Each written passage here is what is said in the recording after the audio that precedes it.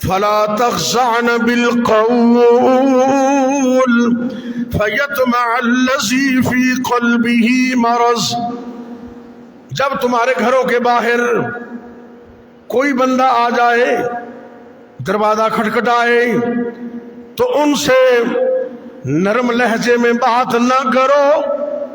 نرم لہجے سے کیسا؟ فَيَطْمَعَ الَّذِي فِي قَلْبِهِ مَرَضٌ.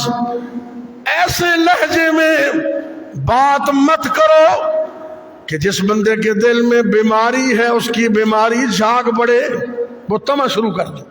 سمجھتے نا بیماری؟ کئی بندے ہوتے ہیں. فرمایا ایسے نہ بولو کہ اگلے بندے کی بیماری جھاگ پڑے. ابا جی پھر کتوں آیا جی تسی، ہے نا؟ ابا جی کتوں آیا جی پھر؟ یہ لہجہ ٹھیک نہیں. یعنی کہ ایسا لہجہ اختیار کرنا بھی اگلا سمجھے بھی میں صحیح گھر آ گیا. ایسا نہ کرو. اللہ نے نبی کی بیویوں کو سمجھا کر امت کی مومنوں کو تعلیم دی، عورتوں کو، کہ جب کوئی بندہ باہر آ جائے نا مناسب گل کرو. بد اخلاقی بھی نہیں کرنی بھی کتوں منہ چک کے آ گئے، ایویں بھی نہیں کہنا. ہاں جی کون؟ جی فلاں صاحب. نہیں جی وہ گھر میں نہیں ہے، بس بات ختم ہوگی.